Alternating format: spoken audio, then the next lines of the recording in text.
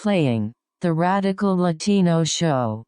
Ladies and gentlemen, put your hands in the air for New York's very own. Radical Latino is taking you to another level.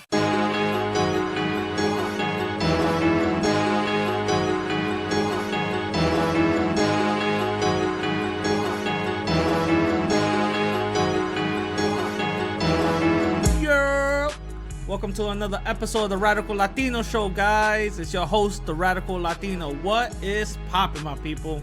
What is going on? How was y'all week? Man, my week has been crazy, hectic, doing what I gotta do.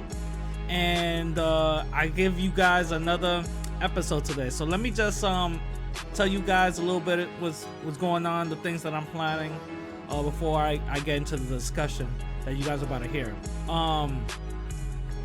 I am gonna go see the Us movie, the Jordan Peele Us movie. So expect that to drop in my YouTube. If you guys didn't go to my YouTube channel, it's the Radical Latino. So I'm gonna do a breakdown on that, in-depth breakdown and all that. I think, for what I'm hearing, I think that movie is set on the Get Out universe. You know what I'm saying? Even though Jordan Peele had interviews talking about this has nothing to do with Get Out, it's not even connected. So I don't know, but I'ma just enjoy it. I'ma go see it tonight. You know what I'm saying? I'ma go watch it, and I'ma give my thoughts and all that. You know what I'm saying? Also, a lot of people are leaving voicemails. Again, I'm still trying to figure out how to extract these voicemails from the voicemail app that I got people calling in on the number. I'm still trying to figure that out. Just keep on sending them in, because what I'm going to start doing is at the end of every episode, I'm going to just have a bumper, and I'm going to answer your questions or whatever the case is. So just keep on bringing them in or whatever. If I don't figure it out, what I'm going to end up doing was just answer your question anyway. You feel what I'm saying? But that. So what else? Oh, I got a lot of people giving me requested things to either talk about or whatever the case is. Remember, hit me up on Instagram and Twitter and let me know what you guys want to hear or what you guys want me to talk about and all that. And I'm also planning a lot of collabs that I'm gonna start, chilling and hooking up with other people, and hopefully y'all be able to see that soon.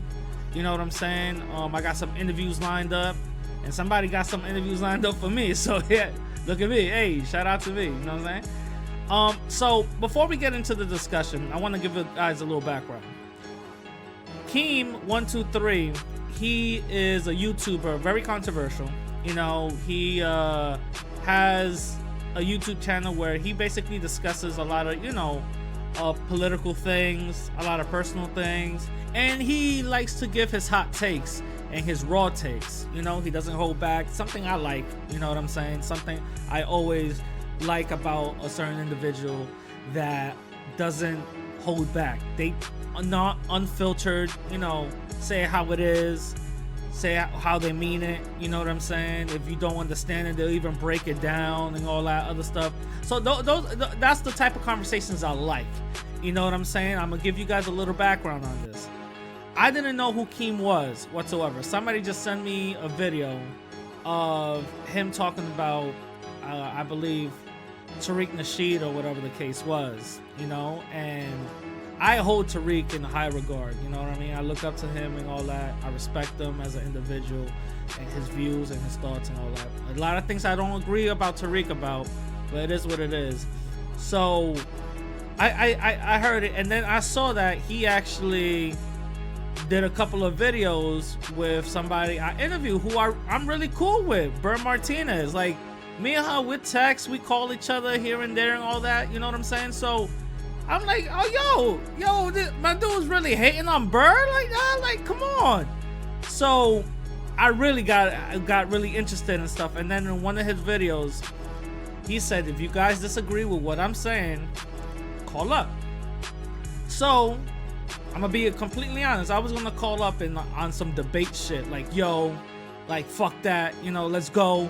I'm I'ma eat you up, you know what I'm saying? But I was like, you know what? Nah, let me be mature about this shit and let's have a discussion. Because the more videos I started reading from him, and people, somebody was sending me shit. The same person who sent me the original video was sending me stuff and all that, and I'm like, nah, I'm not gonna do that. I'm gonna have a discussion. That's the thing, because there was a lot of things I actually agree with him about. I'm like, yo, all right, I see, and there was a lot of way more things I disagree with him about. I'm like, all right, let's talk about. So that's the reason why we even have this discussion, because I want to basically gauge him, see where he's at. Somebody that I want to really talk to, and somebody that I really want to see where they're at in the, you can even say, it's going to sound corny, in the spectrum of things. You feel what I'm saying? And he was, he was a sport about it. He didn't hide. He said, yeah, I said, let's pull up if you want to have a discussion about my views. Pull up. Here's my email, blah, blah, blah. And then we just started talking. And then from there, this episode came up. You know what I'm saying?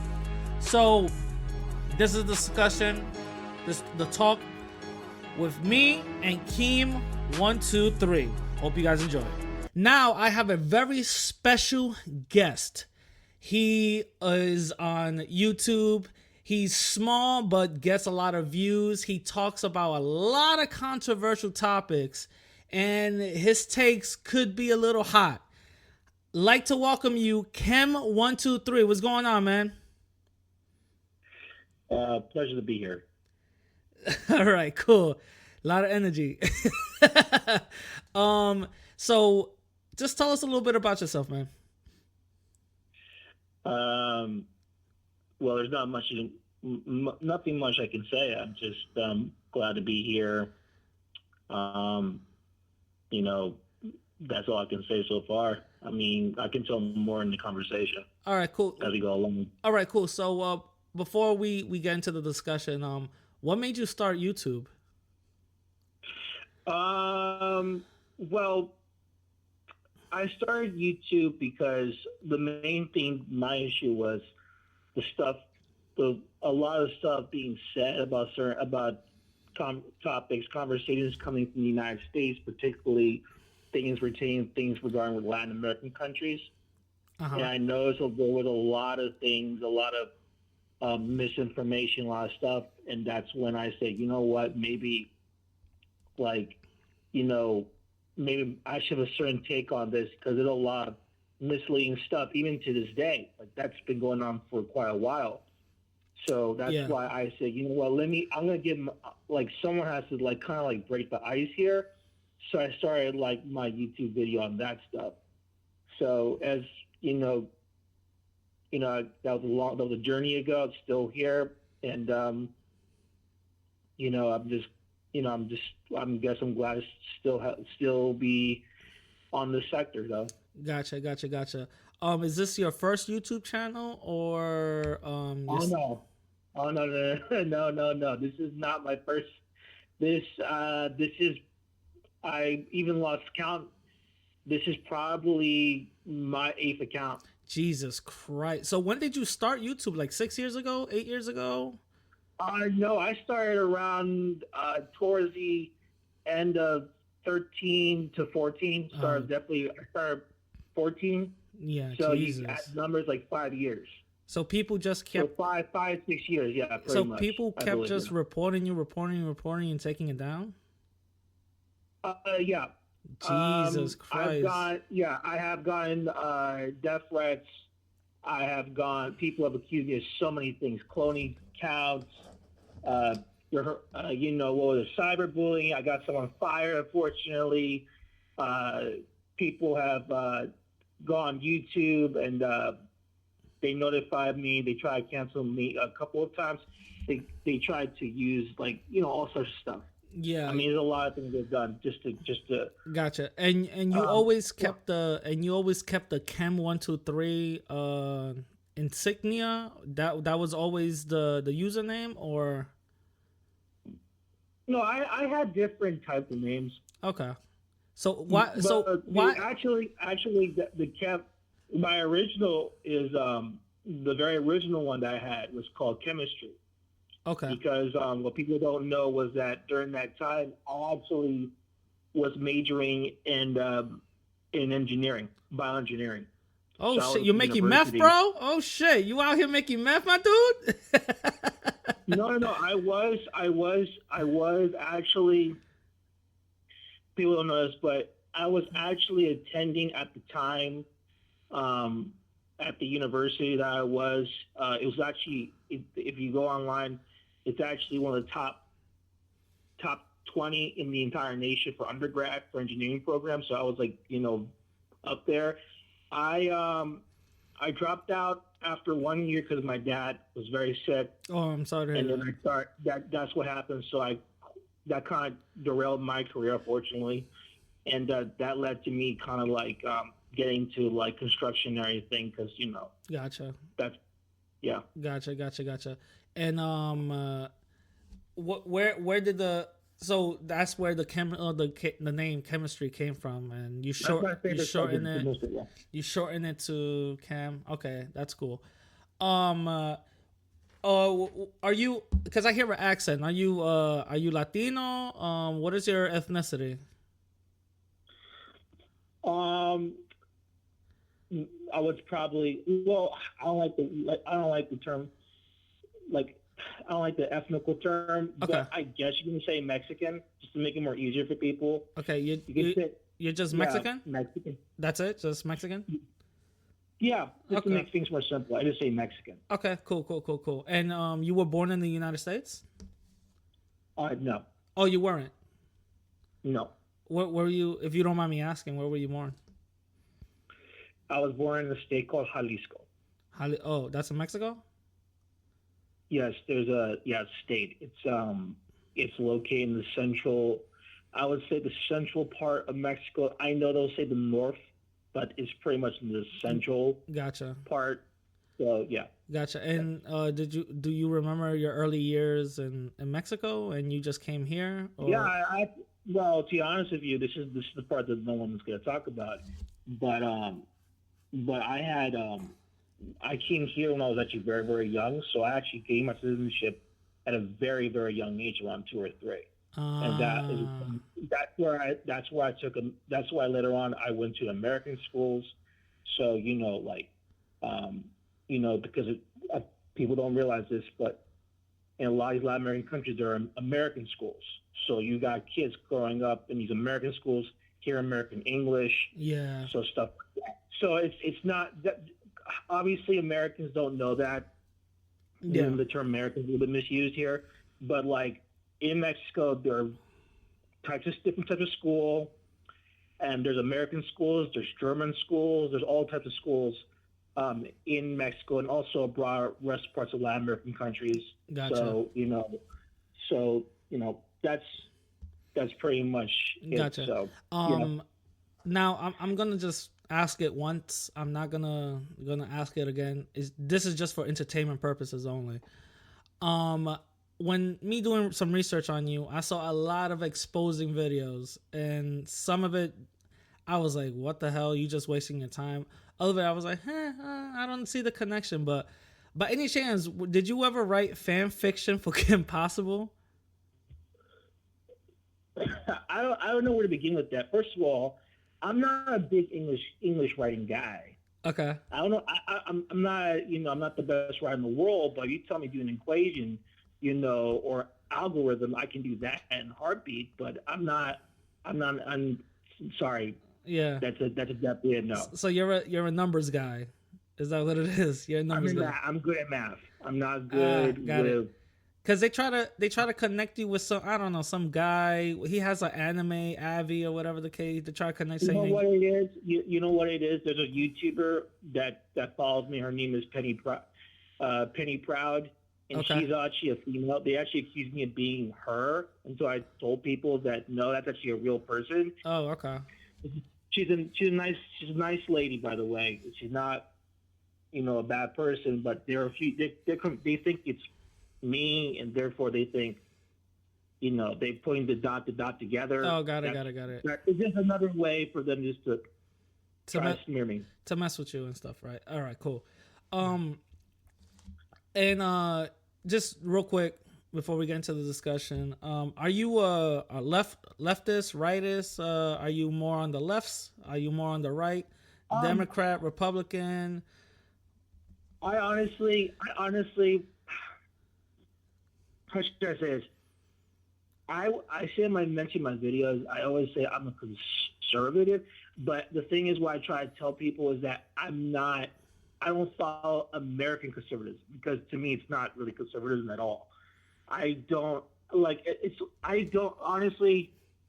I just don't follow the USA format of what is a leftist or liberal or a right winger or a conservative. I think that's confusing a lot of people here in the United States. Okay. Because it's not what it's supposed to be. Like the way the U.S. is presenting these ideologies it's nothing what it's supposed to be. Got it. And you think the way the United States is presenting these ideologies is like an extreme version of it? A dumbed down version of it. Oh, dumbed down. Because a dumbed down, yeah, it's a very dumbed down. Especially the thing that I get pissed off most is mostly the ones that are conservative right wingers here. Okay. The liberal ones, to me, I said before, the liberal leftists, to me, they remind me of the homeless shelter down by where you live or where I live. Please, everyone, come and help us. You know, we could give you food and snacks and everything wonderful. Like that's to me like Democratic Party. And like, it's like, everyone come on in, everything's for free. Here's your napkin. We can help. It's like, it's kind of like a homeless shelter. Got it. And like the left, the right-wing conservative people, these people, like, they try to say it's conservative values, quote unquote, but yeah, at the same time, how are people that, let's say, cross over the border, all of a sudden they're leftist, they're a bunch of leftist extremists. Yeah. When these countries are mostly conservative households. Yeah. But yet they just, because you know why? Because it goes against their ideology, and they'll start saying American values, you know, all that crap, all that jazz. What they're really trying to say is USA apology. That's why I say pro-USA. Now, what does that mean? It means that if you go against the United States, then you're a communist, you're a leftist, everything on the book, because dare you question Mr. Pro-USA? Dare you question him? But Okay. the reality, but really undercoats that is basically USA imperialism. Gotcha. That's what it is. Like this is what it is. Notice that when you talk to these right-wing conservatives in the USA, all you have to say is the two magical words. So sorry, not the two, but the three magical words. USA foreign policy. Go get a book, list all the foreign policies around the world from the United States. Tell it to their faces. They will get pissed off. They'll get angry at you. They'll yell at you. Everything in the book. Yeah. And before you know it, when you get done with them, they just start talking about aliens. Like, oh, well, you know, it can't be me. There's some secret society behind all this stuff. It's the aliens.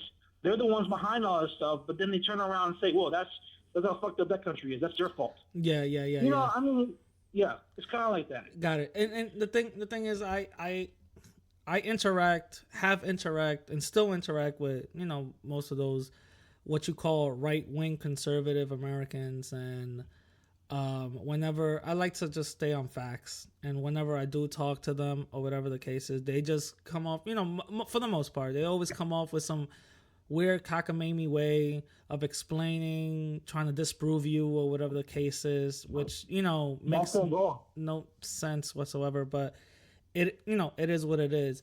Now, the main reason why I got you here is, first of all, I'd like to thank you for coming in, because in some of your videos, or most of your videos, whenever you say your points, you always say, if you disagree with me, come talk to me. I won't mind having a discussion.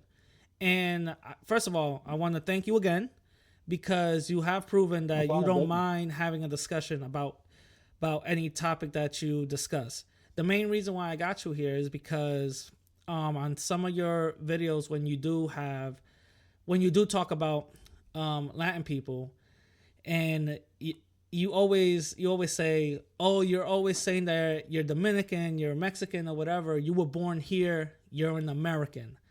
And I want you to clarify what do you mean by that. Before you say anything, I just want to say is I like to keep everything in the context of white supremacy. The reason why is because, first of all, white supremacy, for some reason, I always found whenever I say the word white supremacy, people start getting a little, timid and start squirming, start making a crazy face. Yeah. You know what I mean? And they don't want to either point it out or talk too much about it. And whenever I do find people that always are ostracized about that word, tend to always have white supremacist values. You know what I'm saying? So I always try to keep the context of white supremacy because it does affect us in 9 areas of activity, regardless if we think it doesn't or it does, or it does. It does. You feel what I'm saying? If you really break it down to its fundamental, definitions. But can you explain to us why you say that certain Latin people who are born here aren't what their nationality or ethnicity is? They're just Americans. Well, I think personally, and this is just me personally, there's nothing wrong if you're proud of like what your ancestors' background is, whether you're Italian American or Irish American, whether you're Mexican American, Colombian American, et cetera, et cetera. There's nothing wrong with that. Saying, well, I'm proud of this. My problem, and I think this is something that I have a big issue with. When I sit here and say that you're not really, like, for example, you're not really Mexican, you're not really Colombian, you're Americans. Like, you have to understand that. Like I said before, like, people, like, a lot of people get upset when I say that. And I have no problem when you say, let know the fact that we're American is a reference to a continent, not a country, by the way. That's a little thing that, this is why, I'm just using this argument that Americans, as in the United States, but I want people to really understand that America is actually a continent, not a country, but that's a whole different subject by its own hand. But the thing is that in the United States, like, what I noticed, and this is what I started to realize this very quickly, is that a lot of people just don't want to be called American. It's like, I don't know, it's like everyone's ashamed to be American. Yeah. That's why I noticed. It's the same thing with, like, these new labels, like, oh, I'm a conservative, or I'm from the Cabbage Patch section over there, or it's like the grocery store. There's, like, labels everywhere. Like, this is the food section, this is the then you got the vegetable section, or I'm going to the gourmet section, or something like that, or the bread section. That's what's happening here. And I think when you talk to a lot of people, and I'm talking kids that are now grown, they're like in their 20s and 30s, which is our age, okay? You see, I'm not saying you particularly, okay, but there's a lot of these kids now grown who don't know nothing about their parents' country. A lot of them don't. And that's the sad thing. They can't name me a politician. They can't even name me the president. They haven't visited there. They speak bad to no Spanish. And the thing about that, they put no effort into it. They don't put effort into understanding what's going on. And what I try to tell them is that, listen, I know I'm being, I know I'm not being nice to you. You think I'm the worst thing on planet Earth. That's fine, but I'm not here to be your best friend. I'm here to be honest. Yeah. But the stuff that comes out of your mouth, you better back it up, because guess what? When you meet people that are actually from the country and you say the stuff that you're saying, they're going to look at you and say, you're not really from this country. You're in the USA. You're American. Now, personally, for me, this is just me personally. I really don't care that much. If you say you want to be called Mexican, I have no problem with that. But you better back up what you're saying. Yeah. You better back it up. That's the thing because I don't want things coming out of your mouth, because you know what the problem is here, especially on, in the USA, in the YouTube. Anyone can go on YouTube and say the most craziest crap on YouTube, and people will believe it. Why? Because people here, I'm sorry to say to a lot of people in the United States, a lot of them are very gullible. They don't know what's going on, and that's why I feel offended. That's why when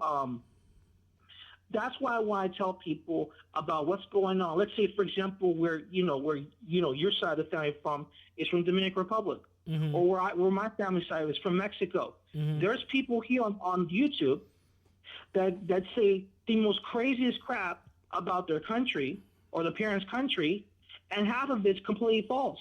But since no one does any background check, no one does any research or cite their sources, they say all this crap. And that's the thing, that's the problem. And I think there should be a concerning issue about that. And I try to explain to them, well, why do you say I'm not really, really Colombia, really? And I say, well, I'm not saying that to be honest with you personally. I'm not going around saying that. The ones who are saying that are the ones that are from the country itself. Yeah. That's not me saying that personally. It's the ones from the country. You know how I know? I have a lot of friends who are from these other countries, mostly coming from middle upper class households. When they come from Colombia, for example, they're from educated professional backgrounds, middle class, even some upper class Colombians. When they come from Colombia to go to New York, and they go to Queens, and they see those so-called quote-unquote Colombians, and when they actually interact with them and talk to them and say, who's, this part of Colombia is this, like, what's that? I didn't know that was going on. Oh, really? I didn't know there was a soccer team named that way. Stuff like that. I didn't know stuff like that. And if you're really from Colombia, you're like, what the hell? Well, I think first of all, shout out to you that you even know that there's a lot of Colombians in Queens. I didn't know you knew that. I'm from New York. Are you from New York? I'm not from New York. I work around there, but I do a lot of construction, so I know a lot of things about certain demographics in certain areas. Do you live in New York? I don't currently live in New York, sir. Okay. Shout out Ecuadorians. Oh yeah, there's a bunch. Oh, trust me, there's a bunch of Ecuadorians in Jersey, especially around those parts. Yeah. Around even Montauk. Yeah. Well, you don't have to. Just for my curiosity, what state do you reside? Do you reside in Jersey, upstate New York? I would say the Northeast region. That's why I like to say it that way. Okay. But the fact that you know there's a lot of. How about this? I actually live. I live very close by where you live. Okay. Shout out. Well, I would either say if it's not in Upper Manhattan or in the Bronx, I'll say across the river in Jersey. That's what my best guess would be. Either those three things, but. First of all, shout out to you you actually knowing that's insane. A lot of people don't know that, but yeah, my thing with you, just saying that you're American and stuff. First of all, this is my take on it.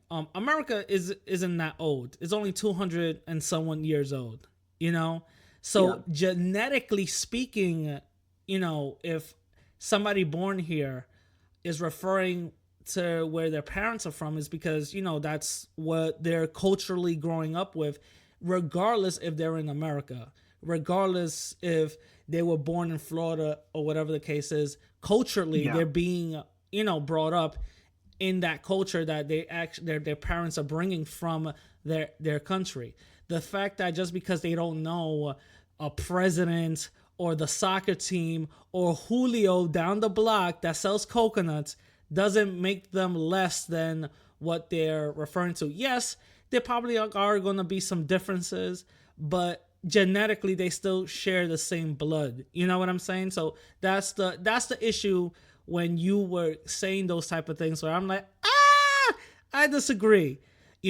And again, putting it in the context of white supremacy, whenever ICE is going to come at you, whenever a policeman is going to come at you, they're not going to see American. They're going to see ethnic person, insert name here. You feel what I'm saying? Yeah. So that whole American thing just goes out the window. And my question to you now is, If we're American, how come our rights are being violated? Well, again, this is what I'm trying to explain. This goes right back. I'm assuming rights mean racial profiling. I'm assuming this is another problem that I have here. Also, is that how can you racial profile people that's not even a race? That's a big problem. So they're looking for people that look Mexican when there's no such thing as looking Mexican. Well, There's ethnic people, quote unquote. You know, those are terminologies that don't make sense because I'm thinking to myself, maybe they're thinking of short, fat, chubby people like 5'2", that look like hobbits. well, let's keep it 100 right now. White people know who's white and who's not. Let's keep it 1,000%. It doesn't matter if you are. Wait, hold on. It doesn't really matter if you are classified as a race on paper. It doesn't matter if you're classified as a race in your mind. The fact is that you're non-white. White people see you that you're non-white, and you're gonna be persecuted as such. The fact that you're even persecuted at all shows you that you are not American, regardless if you were even born here. So that it's a fallacy on its own, what you're saying. Well, I understand that point. Well, it doesn't matter what the white people say. On paper, if you're born and you're raised in the USA, you're American citizenship. It doesn't matter what the white man down the corner has to say. It does. He doesn't. He can call. I mean, no. Well, actually, he can't. Like, look, right now, he can call ICE right now. Tell him, bring him up. Yeah, and there's plenty of instances where ICE is being called on Americans and they still get deported. So what's your point? So what's your point of still saying, oh no, you're American? Well, those people that have been wrongfully deported, guess what happens? They get sued. They sue the department. Yeah, you're right. They get sued, but guess what? The damage has still been done. The damage was still done. The damage is still done. You get sued. You wait 5 years to even get the money that you're getting from the government. The whole point is the damage is still get done. So by those 5 years that you're waiting, you're gonna get another lawsuit because guess what? Oh shit, I'm getting deported again. Why? Because I'm getting persecuted. But I'm an American. You see where the whole of your logic is? No, it doesn't work like that.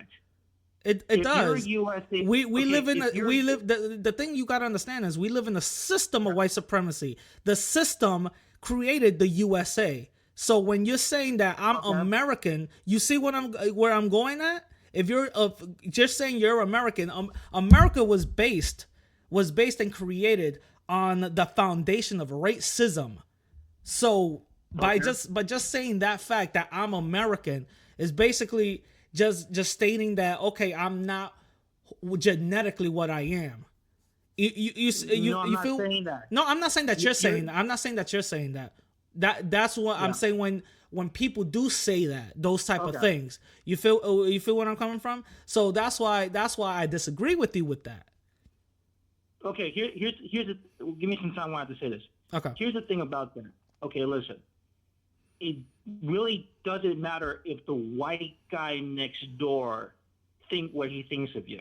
This is a problem between white people and white Americans and what they're saying, and et cetera, et cetera. Those are the regular Joe you see walking down the street. And then there's the actual, what we like to call white supremacists that live in the wealthy parts of Lower Manhattan, and they live in their predominantly little white clubs. They're in suits and everything. Those are two different degrees I'm talking about here. That's the thing that I'm talking about. If you're talking about the white guy next door and he's saying the most racist crap towards you, like, do you think I really care? Not really. Now, if it's a guy that's like, let's say, is it a CEO of a multi-billionaire corporation and he has a certain agenda and he runs certain operations in his own little area of critique, that he just hires just basically his best friends, but there's just nothing but other white guys that are just his best friends, then yeah, that's obviously that's the case. Because as someone that has friends in engineering, for example, those things actually exist. In engineering, for example, and I don't think you know this, for example, but in engineering, there is straight up what you have to call white supremacists. They're straight up right there. And the reason why I know that, because I met Arabs, I met Black Americans, I met even Hispanics that literally told me that they're not getting hired because the fact is that they just want white guys.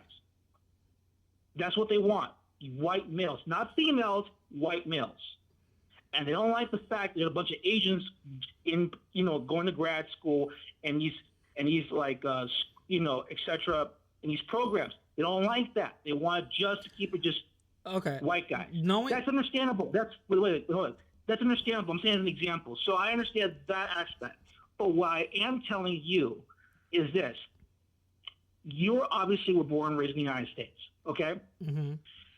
Okay, what I'm trying to tell you, because since you were born and raised in the USA, you are you are an American citizen. Just pulling your passport as American citizenship. There's nothing wrong with that. So are you going to get deported? No, you're not. You're really not. Now, I might. There's a big possibility I might. Well, guess what? If you might, and you're USA citizenship, and they find out that you're a U.S. born citizen, keyword, USA born citizen. I'm a USA citizen. You're a USA born citizen.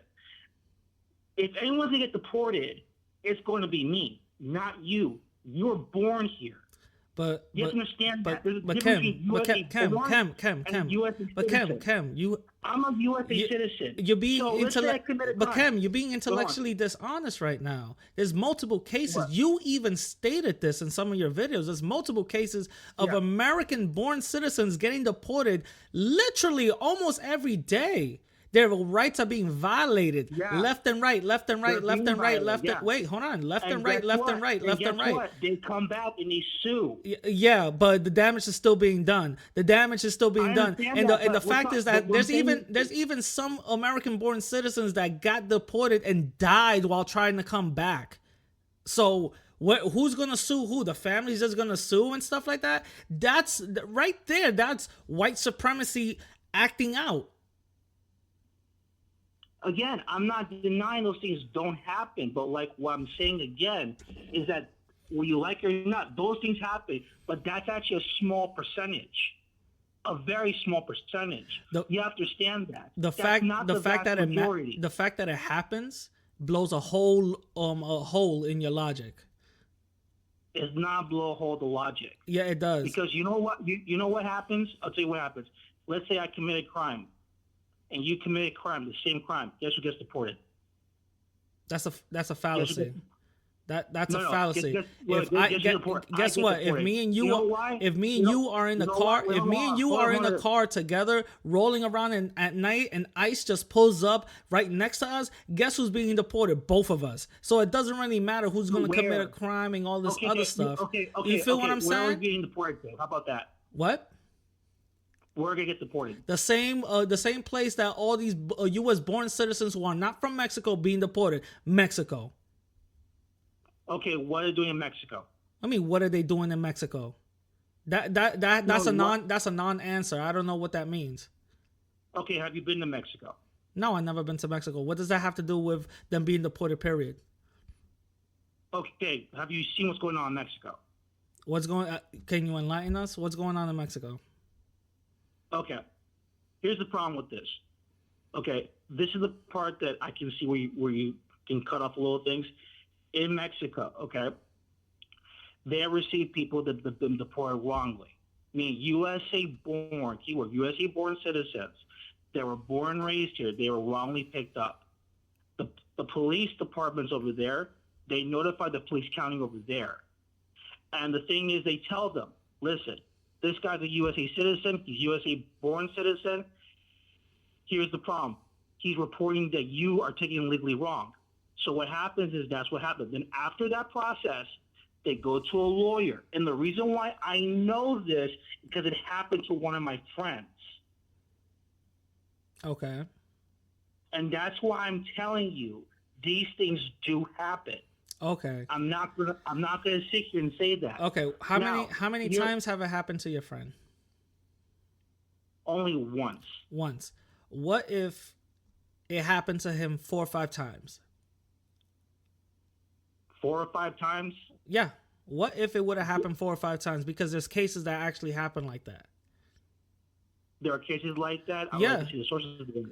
Well, you could look it up after this discussion. You could look it up. But there's cases of this happening to individuals twice, 3 times. There was one case where this guy it happened literally every other 6 months. So by the fact that just saying, "Oh, I'm American," and all this other stuff, other people don't see that. Other people who are out here to victimize us, who are out here to harm us, don't see that. They don't see American. They see I know put that. ethnicity, I know race, that. whatever here. I know I understand that. I know Latin people. Because you know I why? You know what's going on here in the USA? The problem is this. They're not. See, this is the thing with Americans. They're looking everything on race. That's the problem. Because with that's what it Americans. is. They are race obsessed. This is the problem with Because Americans.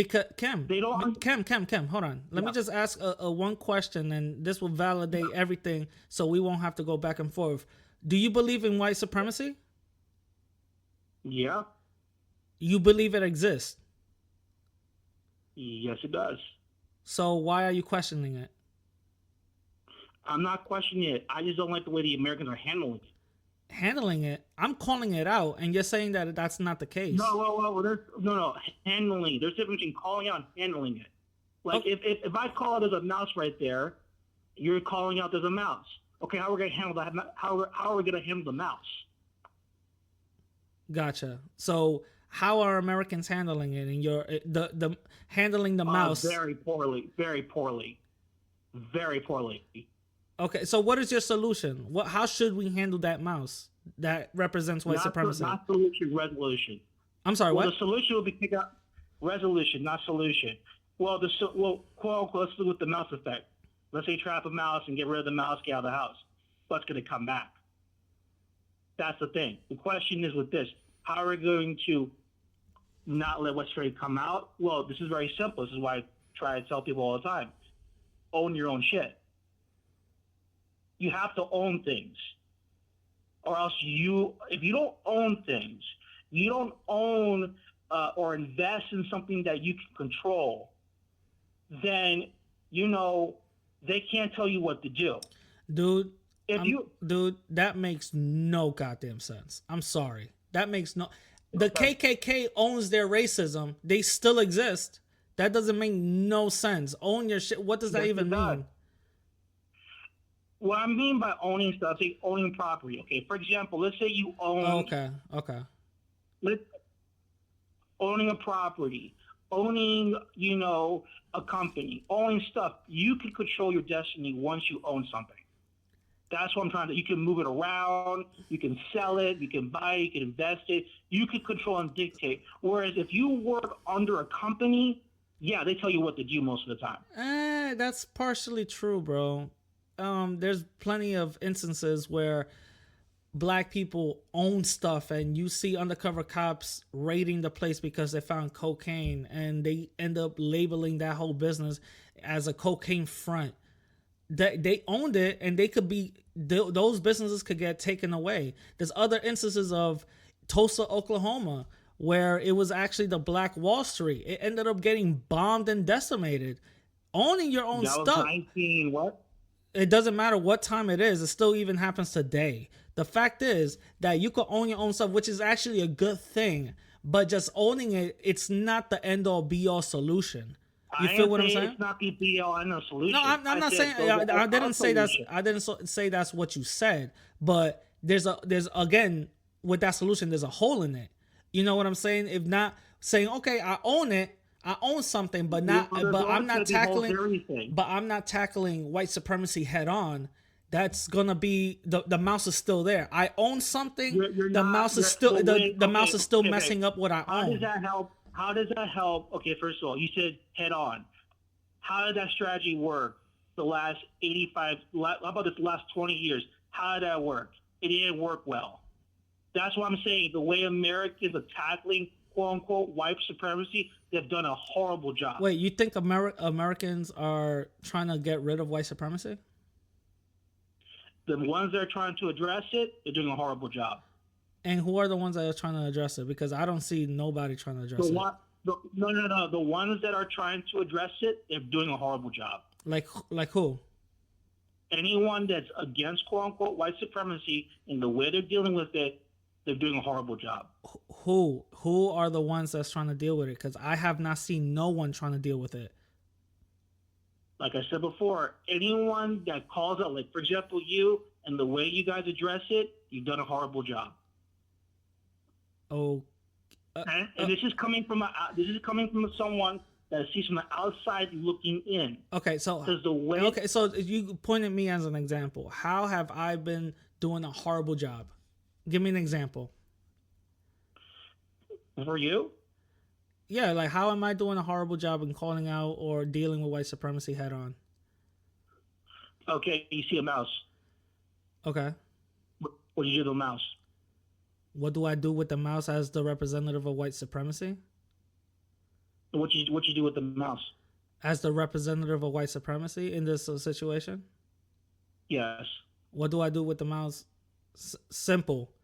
I would go at it head on, tackle it head on, because that little mouse has a whole little friends of other little white supremacist mouses right behind them. I will tackle it head on. If this scenario, that's what you're putting at. And how I would I would translate that in other things besides just owning stuff, actually use that economic power of owning things to influence political power for my community. That's how I will go about doing things. But the people who are doing these things are always getting foiled, always getting tackled down or dismantled by that same system that they say that don't exist and they're trying to dismantle. Okay. You do know that it's impossible to catch a mouse by your hands. Head on. You do. Okay, let's basic here. I'll give you an example. I had a room, a friend of mine, he had a mouse problem. If you go head on with a mouse, they're always going to escape because a mouse can go anywhere that can fit like the size of a penny. So you don't go head on with a mouse. When you get on a mouse, what do you attract? You attract food, bait. Okay? And once you attract bait, that's how you can lure the mouse out. So let's translate to white supremacy and all this stuff. What are the things that attract white supremacy? You tell me. You're the one with the solutions here. It looks like you know a lot more than me. I'm not looking for solutions. Looking for resolutions too. You tell me what's the bait. You tell me. I'm learning from you, bro. You tell me what. Sex, money. Sex and money. Okay.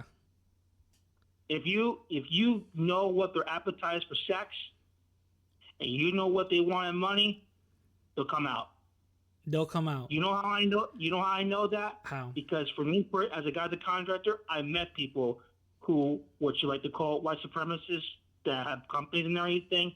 I encounter those people, little southern little types and all that stuff. I've encountered them. Okay. I know how they talk. So it's kind of hard for me. See, that's why I told people I don't take a lot of these pro-white people seriously, because what I discovered, and this is very funny about this, is that you got, for example, white Americans, let's say the most racist crap towards black Americans, for example. And then those same white supremacist people in the middle of the night, or you go to a strip club, they go and they like pay off and get with a black chick. Not just any black chick, a dark-skinned black chick. Yeah, and you know why? So what? And that's what I'm saying. This goes back to slavery and all this other stuff. I personally don't care about the slavery part. No. Wait. The reason why I brought it up is because there's a history towards that, and it's connected to being lusted for something that you despise. That's basically where it boils down to. They do the same thing with Latin women, so it boils down to something that you're not supposed to have, but you're lusted for. And I really don't care about that part. I care about the photos. I'm sorry, the what? That's why I care about the photos. You So, care about the photos? Obviously, you gotta do the white supremacist banging a black chick. You gotta take some photos of this shit. So you take some photos of it. Okay. Next day, you tell them, I said, listen, bro, this is what I saw over here. You slide on the table. I said, what is this? And then they look at you, holy shit. And then I said, listen, man. Wait, I'm you sorry. Get the fuck out of here. You broke up. You broke up. What happened? You slide the photo and what? You slide the photo. They'll see the photos, for example. They'll see what's going on. I said, listen, bro. It's obviously you didn't tell your friends at the little pub or the little club here all this stuff of what you've been doing. So here's two things: either go fuck off and go somewhere else, or we're gonna tell your little buddies this was really going on. Because those people, because do you know why I say that? Because those are the same white Americans that will call on businesses, for example, and they'll say, oh, they're hiring illegals, that's why you got shut down business. That's fine. You know how I know that happens to me? Okay. Because those fuckers there, they call the police and they try to like shut down projects and all that stuff. So the stuff that you're talking about personally, hey man, that happened to me. Physically happened to me. And that's when I get pissed off. I say, who the hell's calling the police? Because they do all that stuff. That's business. That's okay. That's business. That's understandable. And by the way, that's for every group. Every group does that crap in a way. Hispanic people, Black Americans, Arabs. When it comes to business and comes to money, you'd be surprised how dirty people are. Now. So they're before I say okay. What happens is these guys, especially like if you're in landscape, like for example, let's say you're a landscaper and you're making money, lots of money. You're moving up on your own company. One day, a police officer might show up and say, "You don't have a license in this field. Are you hiring illegals? We gotta give you a fine." Now, how in the hell did that cop find out? How did he know that? It's because some other landscaper doesn't like the fact you're growing up, that you're moving up, you're getting all this stuff. They want you, and they're doing that to teach you a lesson. Because they say, listen, you want to make money like that, the buck stops there when it comes to the part where I'm at. Okay, so and there's a lot of that stuff over there.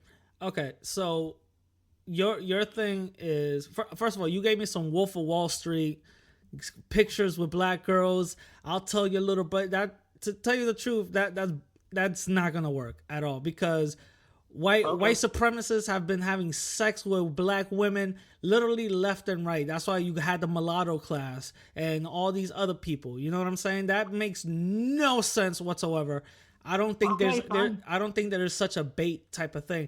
You do have one point which I do agree with, is the money part, which I do agree with. You know, you fuck around with somebody's wallet, they end up basically doing anything you want. You feel what I'm saying? So I understand that part, and you're absolutely right on that part. That whole other Wolf of Wall Street, blackmailing, mafia bullshit, I have no idea where you.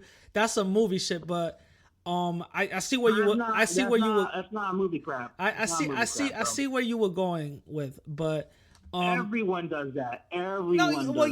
But that's blackmailing, you know. But if some dude is not even married, that's not even gonna affect this guy's life whatsoever. But you'd be surprised. You'd be surprised. This is where I'm not. Look, honestly, to be honest with you, I'll be perfectly honest with you. I personally don't care about if white supremacy, this and that, because at the end of the day, when it comes down to money and economics and everything, regardless of what your position is, if you talk about money, they have to sit down with you. That's a must. Because that's something that everyone around the world understands. Of course, with money. The thing is, if these white supremacists want to take your business, they could do it literally overnight, bro. If these white supremacists want to sit down and talk money, you have to be extremely smart in how you even talk and handle certain things. You know it. You're a business owner, and you got to be extremely smart in how to handle a couple of things, because they could draft up a contract with little fine prints and not having a lawyer, let's just say, I don't know, to look over the fine prints and stuff. They'll probably own you overnight. That doesn't mean a goddamn thing. The fact is, Okay. the fact is that we live in a system of white supremacy, and that's why I always like to put the context on that. Is because So why are you living in the USA then? every little thing that we do. Every little thing that we try to do is controlled and could be stopped by white supremacy. why are you living in the United States then? If this is all happening- I'm about to answer that. White supremacy is not just fragmented or concentrated in the United States. It's the global thing. If you actually get a book called Economic Hitman, they actually break down and say all the things. I read the book, sir. Then you should already know. That's the reason why Venezuela is Yes, the I way do, it is. actually. And then you already know. You shouldn't never even ask me why am I living in the United States. The fact is that that's the reason why Haiti is the way it is. That's the reason why Venezuela is the way it is. That's the reason why all these little what President Trump calls shithole countries is the way it is because of white supremacy. White supremacy controls everything, and everything on it doesn't move until they say it moves. That's So why where are you that's living where I'm in the coming from. States? Why am I where am So I why you- where am I going to go that white supremacy doesn't control? No, but why I say that? I just asked you, where am I going to go that white supremacy doesn't control? That's not what I said. I say, why you live in the United States? Where am I going to go that white supremacy doesn't control? It's a very simple question. You're not a question. I just asked the question. Give me a you're question asking me response. you're asking me that if you care about white supremacy, why you live in the United States? Very simple answer. Where am I going to go that white supremacy I mean, is that's not not the controlled? question. Why am I I living said in the why- United States? That's a non-answer. No, I said, why do you live in the USA then? Because that's a non-answer. That doesn't make sense whatsoever. Why do I live Yeah, in it the does. United States? Okay, Like you me, can- like you me, can- asking you, why are you still here? Why don't you just Money. move to Mexico? Because of money? Money. You can make money Yep. in Mexico too. There's a bunch of Mexicans that don't even. No, Yes, you you can- don't. There's a lot of Mexicans that live in Mexico who are, financially well off, and they don't come to the United States. I think you said that in one of your videos.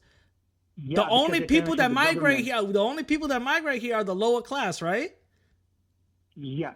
Exactly. So how come you don't go to Mexico and actually go well off, do contracting jobs out there with the cartel and all them? Because first of all, the cartel is totally different from the U.S. Mexican government. It's not the same thing. And number two, the reason why is that position is because they give their business to friends. That's the problem with these countries in all over Latin American countries and Asia and Africa, even Europe, even the United States to an extent. They give it not just to random people, they give it to their friends, their family members. That's why they have generational wealth throughout the generations. That's why I have a big problem with the ones in Mexico City, because they've been sitting there in that wealth for like the past 200 plus years. And those people are aligning themselves with USA foreign policy. That's the problem why I have an issue with the ones over there. That's what's going on in Mexico. In Ecuador, it's something very similar. You have literally just 2 or 3 families that control the economics of Ecuador. The same thing in Colombia. You got 4 or 5 families. You got the same thing in Brazil. You got at least 15 families that basically run the economies in the economy structure in Brazil. And those people are aligned with USA foreign policy. And for decades, those classes have been fighting in these countries for a long period of time. Now let's go. That's too much, but let's go back to physics. The reason why people come here, and I said before many times, is because of the dollar value, and not just the dollar value, but the citizenship. There's a reason why people are saying we need to get citizenship. You know why? And this is something that people don't talk about, is that a USA citizenship is like a golden ticket. Because let's be honest, when you have a USA citizenship, people see you differently compared to a typical citizen from the country. Because for example, if something happens to you in Mexico, for example, okay, this is what happens. They will treat the regular folks like whatever. But if you say I'm an American citizen, they kick you in the front of the line and say, here you go. You know why? Because they think that you got money. That's the reason why. So a lot of people were rather willing to die and come over to the United States and not just get the dollar, but get the citizenship. Because when they go back to their country, they get treated very different. Well, Because economically speaking, isn't Europe more economically well off than we are? So if we're talking about money, how come an influx of Mexican immigrants aren't going to Europe? Distance. Okay, so it's a distance. That's the Okay, thing. I'll give you an example of this. Okay, you know the Chinese? Did you know the Chinese for decades, and this is coming from the middle upper class people, they will literally pay money just to have kids to be born here in the United States. Now, why are they doing that? It's because it's not just a status thing. It's because the kids are now Americans, therefore the parents can come in with the kids.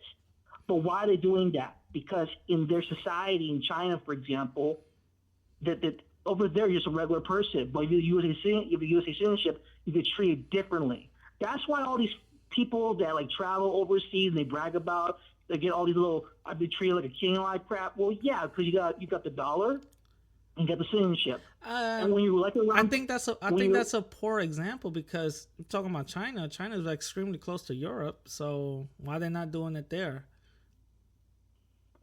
Because I told you, this is the richest country in the world. Oh, okay. This is the thing I'm trying to tell you. This is the richest country in the world. Like the dollar here is so powerful around the world. It's viewed. It has a lot of pull. You're right. It has a lot of pull. But my main issue has nothing to do with the economic pull. You know what I mean? The main issue is, where is white supremacy not dominating? Again, I like to put everything in the context of white supremacy, and everything that you're saying is basically going back to that fact. Why you stay here, why there's only certain families controlling whatever the case they're controlling, and all this other stuff. You're just going basically back to it. But going back to another thing, I want to ask a couple of questions on how that's actually part of your assessment of white supremacy. You can align with that with the elite families around the world. That's how it is. It's like in Africa. Like, for example, Equatorial Guinea, it's controlled by one family, the Bongo family, and you can literally say they're a white supremacist family, and that's a family that's controlling Gabon, this country of Gabon, that's run by this one family party that's the Bongo family, and they've been controlling that country for literally generations. They're a bunch of white people? They're a bunch of white people? It's some dark-skinned black guy, basically. Okay. But his whole family is running the whole country for literally like several generations. Yeah, I don't know too much about that, but if that was the case, I don't know why they allowed a bunch of white Europeans to go there and control the economics of it. That's kind of going against your own people, but that's what they do over there. They appoint. That's what I'm saying. I've talked so out from many of this stuff. They have wealthy families in these countries, and they basically tell what everyone does, and they're being protected by the NATO and all the other European forces. Yeah. And the people, the monarchy basically, and the heads of governments of these certain countries, particularly the Western nations, they come down and they tell them what to do, and they do it. They implement that to the rest of the country. It's similar to the United States. That's why you have all these little visits from these countries to the United States. They basically, what they do is that, for example, they come from the U.S. to go down to Mexico City, and they tell these elite families, this is what I want you to do. And by the way, if you don't agree with them, then they come killing you. That's how the USA operates. All right. That's how it is. Now I see your point. I kind of agree. Other parts, I'm like, I don't know, because I don't know too much about who controls it or whatever the case is. But a couple of things I want to. The economical hitman talks about that. How basically the Panama Canal was turned over to Panama, and then it ended up blowing up in the plane. The same thing in Ecuador. They also discuss who owns that whole canal right there, and it's owned by one person who controls, I think, iron or something like that. That's revolved around the world and all that. But yeah, the same thing in Haiti. Like, what's the reason on what's going on in Haiti? It's because of Barrick Gold. Barrick Gold is the people that run which is Dominican Republic well, and Haiti. That's the well, gold mine. it basically goes back to white supremacists controlling it. You know what I'm saying? But I want Well, it's not just white supremacists. You gotta give out names. That's the thing. See, this is the problem with the term white supremacy. There's a point where, like, yeah, I understand it's white supremacy, but then it's like, okay, what's the name of it? Like, can you give us a name? a name of if we have the name of the individuals, it doesn't really matter what we're gonna do with it. The whole point is it does matter. no, it doesn't. Because all right, I know, like, okay, I'm gonna give you a white supremacist name right now, David Duke. Okay, we know he's a white supremacist. Now what? You know what I'm saying? We have to have solutions behind calling out the name. So now let's say David Duke owns a multi-billion-dollar company. Now we're going to start voting with our dollar, and that's okay. Now that's a plan. We're going to take our dollar away from David Duke's Grand Wizard Company or whatever the case is. And now we start, putting a solution towards it. But just saying, okay, white supremacy, and here's a name, David Duke. Okay. Okay, I'll give you example one. Do you know the Linder family? The Linder family sounds familiar. The Linder family. Have you heard of them before? It sounds familiar. I can't recall. Okay, it. I'll give you example. I'll give you a perfect example. The Linder family, I consider them to be a white supremacist family. Why? This is actually because they are basically the owners of the following things: the Boston Red Sox. They own partially the Cincinnati Bengals. They also own the new MLS team, Cincinnati FC. They have the largest building in Cincinnati, and they're one of the biggest donors in the state of Ohio. Okay, what makes them white supremacists? Okay, this is what happened. Their wealth was based upon the Chiquita brand Dole bananas, which therefore led to the banana wars, hence the word Banana Republic, which therefore led to the railroads, that was basically that family financed basically military personnel to go down to that country and basically start controlling things. When certain politicians would get out of line and say, you know what, we're going to naturalize these bananas, he will send these guys to go there, start killing people. That's why there was a lot of conflict back in those days in Guatemala, Nicaragua, Honduras, El Salvador. Yeah. It was called the Banana Wars. And that's what it is. And people like Linder family, they were financing all that stuff. Now, is anyone going to mention that? No. Does anyone ever heard of the Linder family? No. They never. That's example of what I'm talking about. That I'm not. I understand. That's what I'm trying to tell people. Like David Duke, it's like, yeah, like whatever. I mean, he can say whatever he wants. He's on YouTube, he's an influencer or crap. But someone like the Linder family, like him, like someone that's literally that have a higher position, and yet most people never heard of him before, ever. But yet, look what his family's done down there. And yet, he's still operating in Cincinnati. Because honestly, personally for me, because I talked to several people from Guatemala about this, and like they're from like wealthy families, but they told me about that particular family. They're like literally just not just racist, but pedophiles. That's what they told me. Because the rumor has it that he was raping like that family. But, and that's something else. That's a whole different but topic. again, Is, what is the solution? What do you think the solution should be? No, it's not solution. It's resolution, bro. Okay, all right, resolution. What do you think the resolution should be? Honestly, to me personally,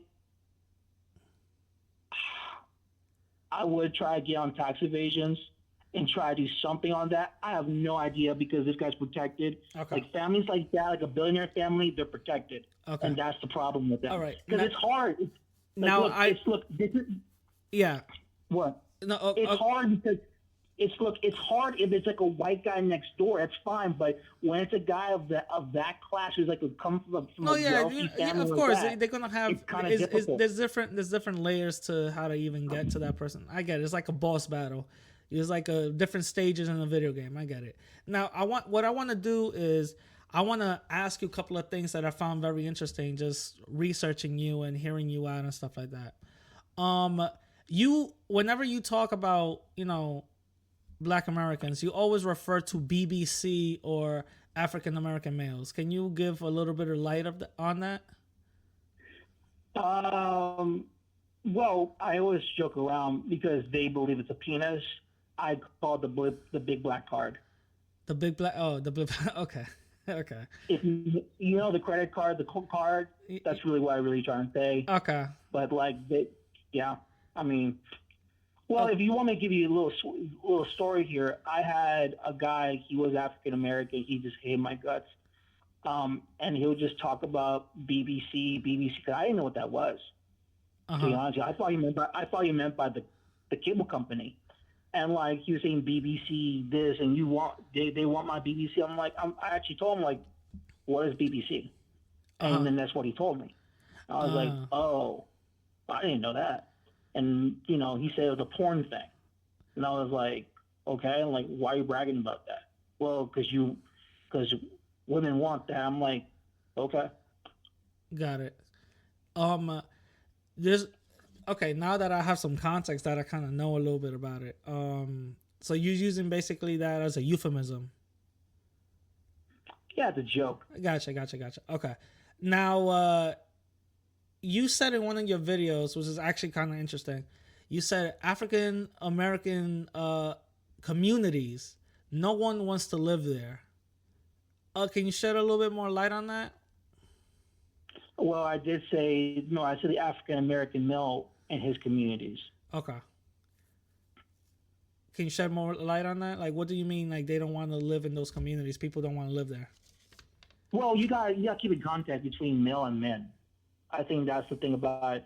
The ones I'm referring to, and this is something that some odd reason people seem to have a different issue with, is that there are different settings. You got your middle class, upper class, etc. There are middle class African Americans. Okay, they do exist. They do exist over here. I work with one. There's upper class, etc., etc. What I mean by their community, because this is the thing about it, in their community, when I say no one wants to live by them, is because of the fact of the behavior that's coming out of that community. What I mean by that community, we're talking about the ghetto trash types. Okay. Now, and this is something that I talk about. In white Americans, you got your hillbillies, okay? Because like amongst themselves, they treat each other like crap. The hillbillies are treated like crap. The ghetto trash black Americans, other blacks, do you think they get along with them? No. Even amongst other Mexicans, for example, we call them nacos. Puerto Ricans, they call them cafres. I don't know what they say. I would say chompo. Is it chompo for Dominicans? I don't know what they say for Ecuadorians. I think it's cholo, similar to Peru. But it's different terminology. I think it's cholo for Ecuadorians too. Sometimes ñaño or something like that, but yeah. Yeah, so we get the theme here. It's basically those type of people. Now, I have said many times that no one wants to live in your communities, and then that's the reason why I say that. I said that, and people say, well, not everyone, like, oh, not every community. I say, listen, first of all, I'm not saying every all community. I'm saying the ones that are ghetto trash. Okay, now if you're talking, no, go ahead. If you're talking what? Okay, when I said I'm referring to the ghetto trash. If you're talking about the ones that are like middle class, or the ones that are, let's say you're in, let's say the lower end, and you're working your way out, because that's the confusion people talk about. It's lower and working. If you're in those conditions and you're working your way out, we call that working class, to move up to another place. But if you're one of these people and you're poor and you want to be poor and you still are living in that condition, lower class. Got it. Ghetto trash. So why do you think their community turned out the way it did? I believe your theory, well, not your theory, I think it's a fact, according to what you will say is white supremacy. Which is, I believe, is 100% true. Yeah. What do you think it is? I'll take probably like 30% of that. 30%. That's white supremacy. And what does the other 70% you go to? I would particularly talk about basically the parenting, especially the fathers. The fathers. So the fathers is the reason why the community is the way it is. Well, according to them, they say it's the females. Okay, but to you, what I'm asking you is, the fathers is the reason why the community is the way it is. Yeah. Okay, you got a couple of, you got white people with, with one, with single moms, and they don't get the same brunt as the black community does, and they don't have the father around. So what's their excuse? That why the hillbilly redneck areas are in the Midwest. Well, and no, one wants to live not in really, those places? not the hillbilly, but you got regular white people in trailer parks or whatever, That's with no dad around, but you Yeah. you don't get the same brunt. You don't get the same ideology as you say. They don't want to live around you. You didn't say those type of people. No one wants to live around those people either. Okay, well, you said it now, but you don't get the same, ideology. Why do you think so? Well, you can make the same thing for Mexican Americans. Do you think I want to live in East LA? No. Mm. And we can make the same cases with But African Americans. and you think because of Mexican Americans is 30% is white supremacy, and the other 70% is the fathers. No. I'm sorry. With that community, the Mexican Americans that are living in LA. Now, if it's Black Americans, I can hear their cases. They were brought here against their will. But when it comes to Mexican Americans in California, I will agree with that assessment. That is, to me, not white supremacy. Oh, that is just sheer arrogance. Oh no. Oh, hell no. Okay. That for me personally, from what I've seen personally for me, that what you see in California with the way the Mexican Americans act and behave, a lot those type of people, that I don't blame that. I don't blame it on white supremacy. That is 100% their own doing. Okay, so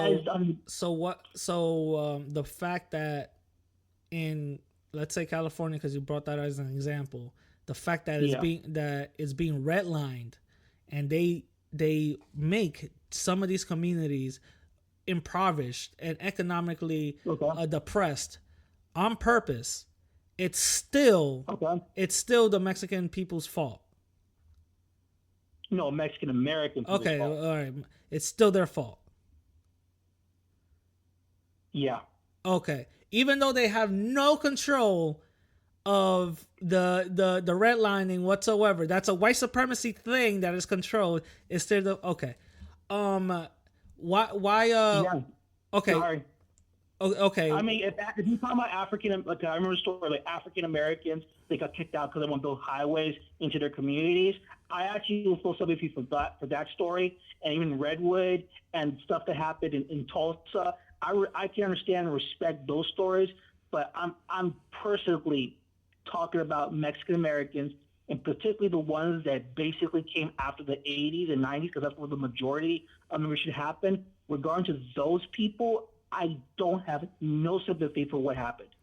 I have none whatsoever. Gotcha, and it's all their fault. And I'm not trying to be mean. I understand there's red lines but that is no excuse to what's going on in California. No excuse. Well, there is something called white supremacy, and that's the reason why I bring it up, because you have these families who live in these, impoverished areas, economically depressed areas.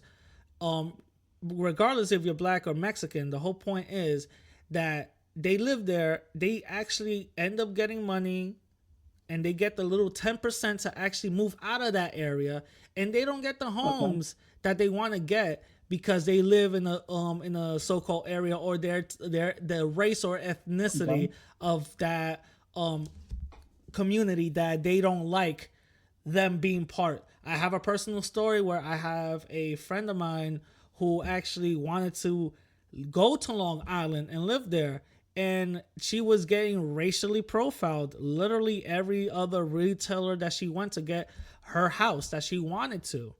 You know what I'm saying? Yeah. So it's something that does happen, because just because, you live there and you want to not live there anymore, you're already getting judged. You feel what I'm saying? So that it's not. I understand what you're trying to say, but that's a fact. If you're implying that if it's just being racially profiled, that's fine. But One about the Hispanic real estate agents that are just giving houses to Hispanic people. There's Ethiopians that are in the real estate business that just give nothing to houses to Ethiopians, and that's it.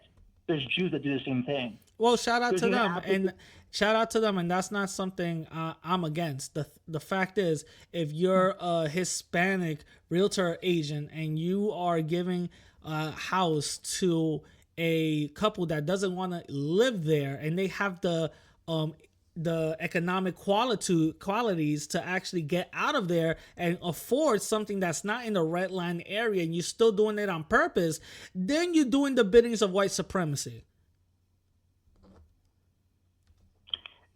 Once again, when it comes to real estate agencies, they all do the same thing. You got Hispanic people that give houses to Hispanic people, and they don't give it to no one else but just their own. You got Asians doing that. You got Jews doing that.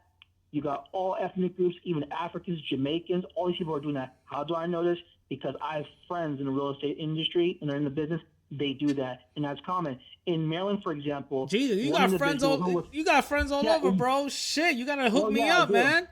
Because I got because listen, I do contracting. I also do landscaping, hardscaping. So when someone does a real estate agency, they're like, "Hey, I need you to fix me the lawn here." I said, "Yeah, no problem." So I know that I have a friend that's in that stuff. Dude, you gotta hook me up, bro. You gotta hook me up, man. Shit. Listen, man. Like I told you, look. For example, as someone that's in business, they win your business. You're supposed to be the peacemaker. You got your left, you got your right, then you got your business people. Your job is to make everyone happy. That's your main goal, to make you happy, and you make the person you make the deal with happy. That's the thing, because at the end of the day, we're all dealing with the dollar.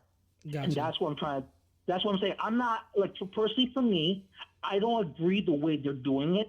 I don't like the way they're doing that at all. I feel like if someone for me personally, if I will look at if you're productive or you're non-productive. I don't see it the way so many people are doing it, but I see it that way. As long as you're productive and you're trying to be involved in the community, I don't care what where you from. I'm cool with you. But I think the problem, and I think that's the real serious problem. There's a little clashes here and there, and I know that the other groups are doing this, and they're just banging on each other's head.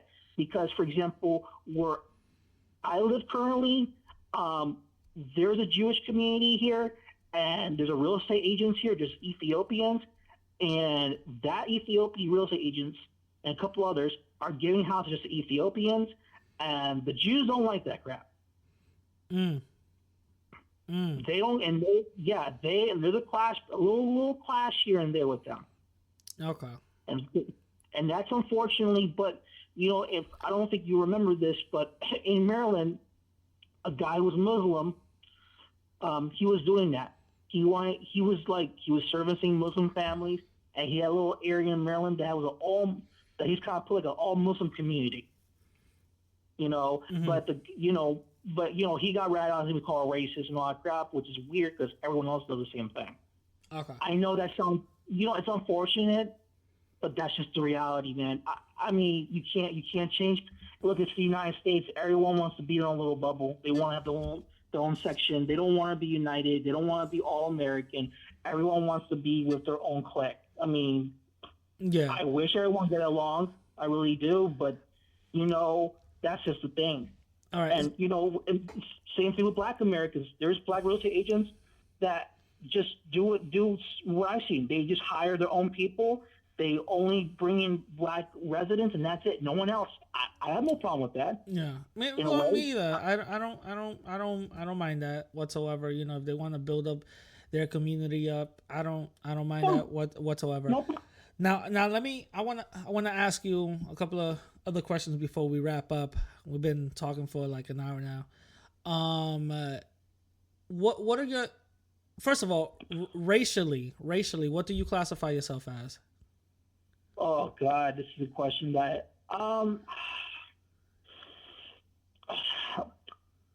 I mean, I guess you could because I'm mixed of three: Black, Native, and like European descent.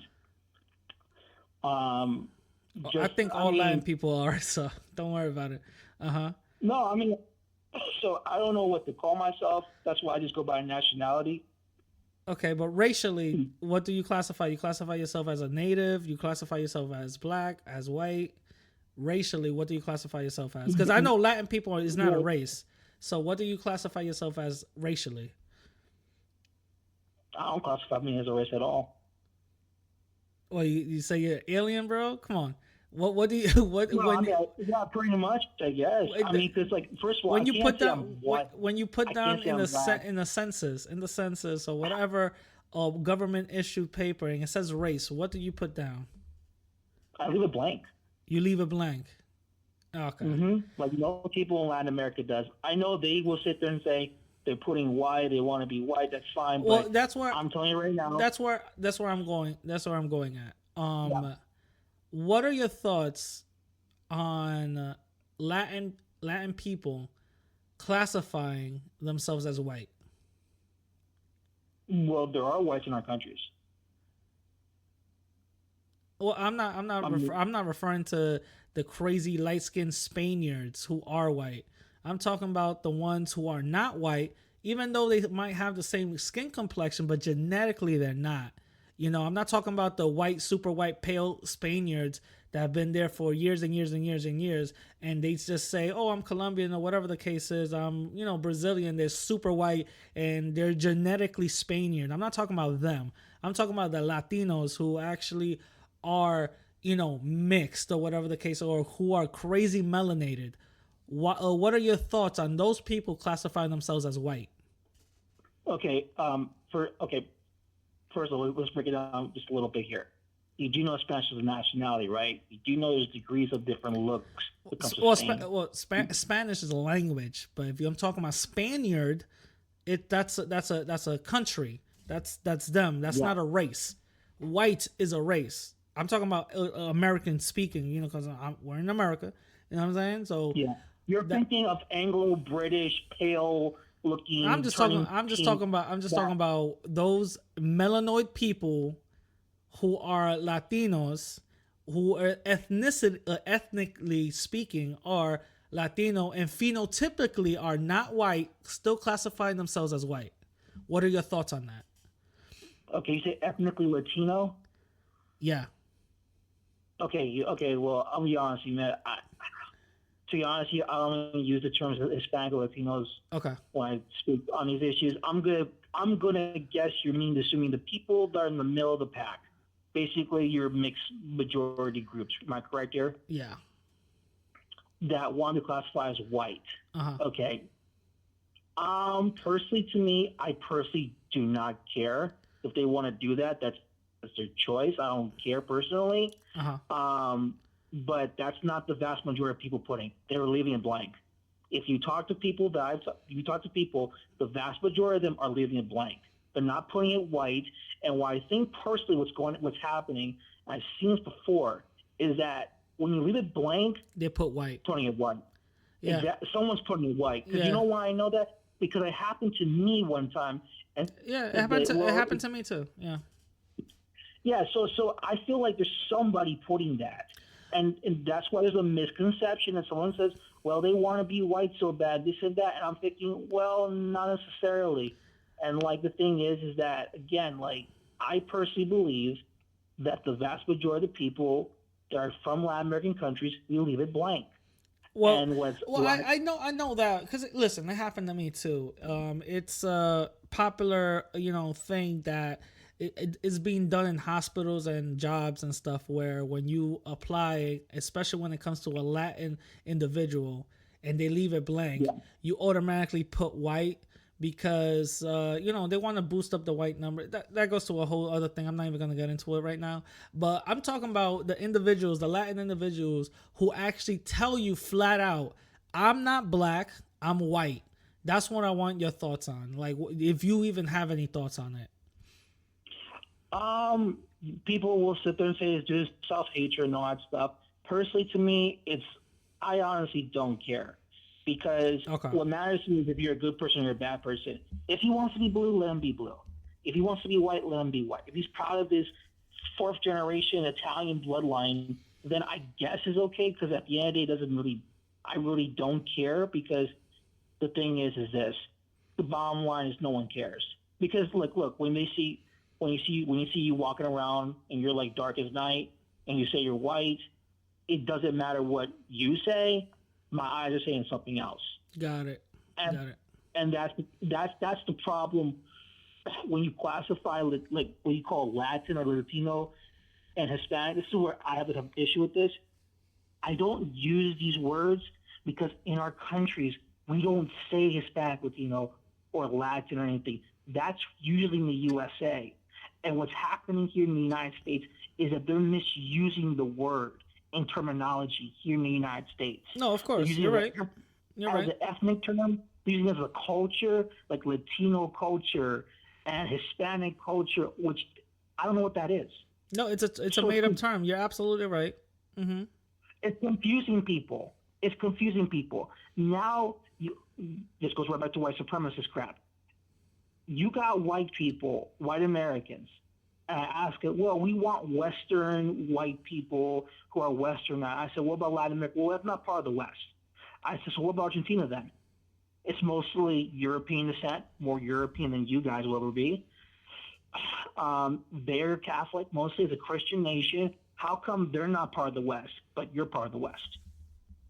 No, yeah, but those white supremacists, they don't even make sense themselves because you're talking about a white ethno state and the white pride, but most of them got brown eyes and dark hair. You know what I'm saying? That's what I'm trying to tell you. There's a degree. That's what I'm trying to tell you. If it's like the regular ass YouTuber type of people, or like white supremacist crap as they are, or they try to pro-white, I don't take them seriously. Yeah, but now, this is something. But this is something you have to. But this is something that it is very real, and I actually want your take on it. What about the Mexicans, the crazy melanated black or even tan Mexicans who are part of this white supremacist organizations? What do you think about that? What do you say about them? Well, first of all, I have to ask them, are you really Mexican? Uh-huh. Because you got those what's that character, Nick Fuentes? I don't know. He says that he goes around saying he's Mexican. And then the white nationalists will say, well, we got Mexican support. I look at the guy, I'm like, it's not the fact he's white looking, it's the fact he's not really Mexican. But they're saying that to kind of like, we're not that racist, which personally I don't care if you're racist or not. I really don't care. But when you're going around just lying to people like that and saying that, yeah, I'm Mexican, and you don't speak a lick of Spanish, that's the problem. You got this other dude who's like Colombian American, and he's going around just aligning with like white nationals on YouTube, for example, and he just spews the whole thing about white people being guilty and everything and all that crap and this and that. And, I'm not racist because I'm Colombian and all that stuff, which doesn't make any sense to me. But the thing what got to me with him was that it's like, well, first of all, you're not really Colombian. That's where the part I gotta say, because look at the stuff you're saying. Like, Colombians don't think like that. Yeah, no. And that's where that's the problem. That's where I agree with you on certain points where I agree with you. The other parts where, well, you're not this because you don't speak Spanish. Let's be honest. English and Spanish are two European languages. If we really want to keep it real, talk the indigenous language. Like me, like I'm half Ecuadorian and Dominican. I know a little bit of Quechua. Quechua is the indigenous language of Ecuador, Peru, and parts of South America that's on the west side. My mother's side, her relatives are pure bloods. Yeah, and they from yeah. So and they know the indigenous language. They don't speak Spanish, bro. Well, that's what that's what I'm asking. They know the indigenous language. That's the only thing they speak. Okay, so my mom speaks Spanish and Quechua. You know what I'm saying? And she taught me a couple of things. I'm learning myself how to speak it, on my own. You know what I'm saying? I know. May I ask you a question? Have you ever encountered these people, the indigenous groups in these countries? Of course, especially, yeah, of course. When I went to Ecuador all the time, yes. When I went to the Okay, montañas and stuff like that, of course. Have you talked to them? Well, through my mom. Through my mom, but yeah. Okay. Well, that's different. Let's say your mom was not there. Okay. For example, It's gonna be extremely hard for me to. I know a couple of things that probably make me like, all right, I understand, but I don't. It will be completely hard for me to communicate, but I'll probably get through. I'll probably get through. Here's the thing. Here's the thing about that. First of all, there's a big difference between the ones here and the Native Americans here versus the ones in South America. There's a major difference. It's not the same thing. And the thing is this. When I met the ones that were in Peru, they did not see me as native. They see me as a foreigner, bro. Oh yeah, of course. Yes, they did. And the thing about those groups is, here's the thing about it, and this is why I kind of tell people about the natives in South America. They're very aggressive. They are the ones in Mexico, very aggressive. I don't know the ones in Mexico, but the ones when I interact with one in Ecuador, when I was in the mountains, when I went down to the villages and stuff, they weren't aggressive at all. They were actually happy with open arms and stuff like that. The only people they were a little weary with and aggressive was when those American tour guides will come through. And everybody was lily white and all this. Those were the ones that I saw who were a little bit. They were more aggressive and hostile towards those type of people. But I was chilling. Like I was cool. They did go like, well, you're not. Were you're you not there by yourself? No. Well, no. I'm not saying that I was. Before that tour guy came in, yeah, I spent a night. Me and my family spent a night there, but them themselves, you were with your family. You were with your family. With your mom. But check this out. Wait. You are right. You are right with when okay, hold on. What I'm trying to tell you is that in those regions in South America, for example, in the heart of South America, the Andes and all that stuff, they're very, very aggressive. And that's the thing about, like, for example, in Chile, what's going on in Chile, it's unbelievable what they're doing. Like, literally, so they're going around attacking. Now, don't get me wrong. Don't get me wrong. There's a lot of things going on in those countries that are doing really bad to those people. Don't get me wrong. And I agree with how they feel about that sentiment. But sometimes what I have an issue with, especially the ones in Mexico, is the way they handle things. And that's a big problem. Because, the way, for example, in Peru, it's totally different if you see some foreigners coming in or some people that are from the government. They just try to take away your land and make profit. That's a whole nother thing. Okay. But when you have a farmer who is in that area and you beat the crap out of them and you hang them in the tree, that's a little bit different. And when you got the Mapuche people in Chile where they're a family that they just barricade on their own and you just burn them alive, that's a little bit different. That's why I understand where some of them are in that position. I know the Pope went down and just started talking to them just to calm them down a little bit.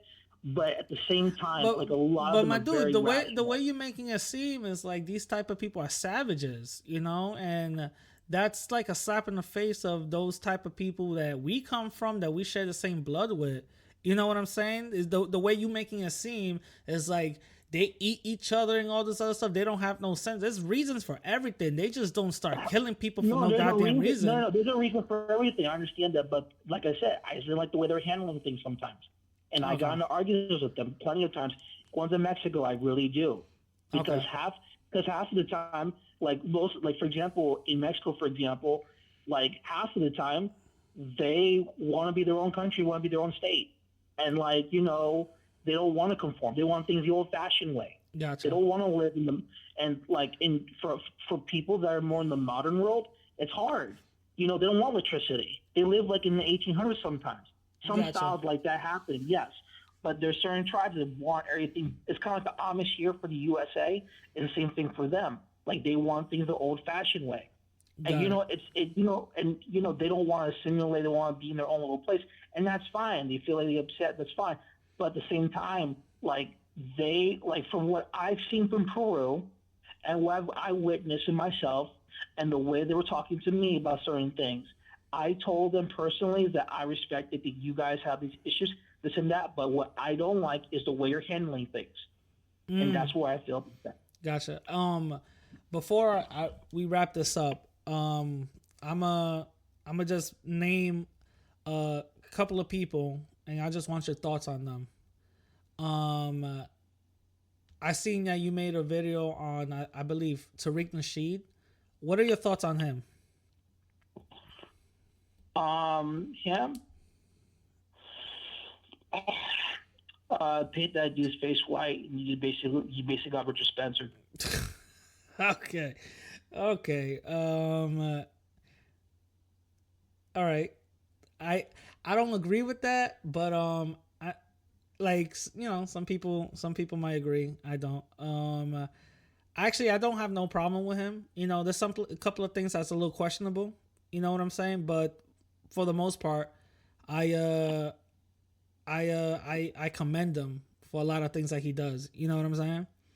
What about? I think you made a video on Phil the Advice Show. What do you think about him? Wait, what? Phil from the Advice Show. What, him? Yeah. You know the guy that's banging the Mexican lady? That he got on the whole yeah. I mean, God, I feel bad for him. I mean, again, there's one thing I will respect, though. They're trying to care about family. He's more reasonable, I guess, in a way. But again, there's certain things that he said, especially when it comes to Hispanic Latino communities and groups, he just doesn't get it sometimes. But I mean, he seems, I don't know, he looks like a teddy bear. I mean, honestly, but there's certain stuff. I mean, there's a lot of stuff he said doesn't. I mean, it's the same thing over and over again, bro. It's just the same thing. White supremacy. They're all white supremacy. It's kind of like a red. You know, you could probably see that I kind of adopted that same ideology because I do see a lot, because doing my own research and stuff, I do see a lot of what they talk about, and that's the main thing what I want to, you know, talk about and engage with, because that's the only issue that I see out here. You know, once you could disagree or whatever, but that's how, you know, I handle things, and that's how I see things the same way. Now, well, I mean, what I see where my field, I see a lot of stealing going on where I'm at, my profession.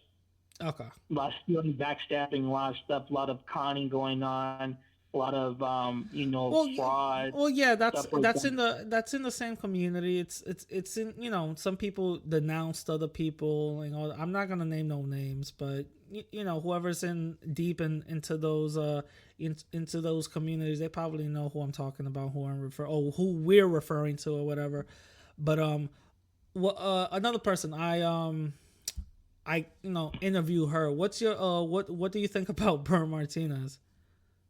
Her? Yeah. Well, to be honest, she's no right. She's not here to defend herself or anything like that. If I say you're not Mexican, she'll probably scream and yell and curse. And what I would tell her is, you're a young lady. You shouldn't be cursing like that. You shouldn't be twerking in front of your kids or whatever child that was nearby. And only thing I would say is like, you can disagree with anything what you say. Just don't. Yeah, to be honest, it doesn't look good when you're cursing. Yeah, to be honest, I don't know what the beef was. You know, I interviewed her. That's basically it.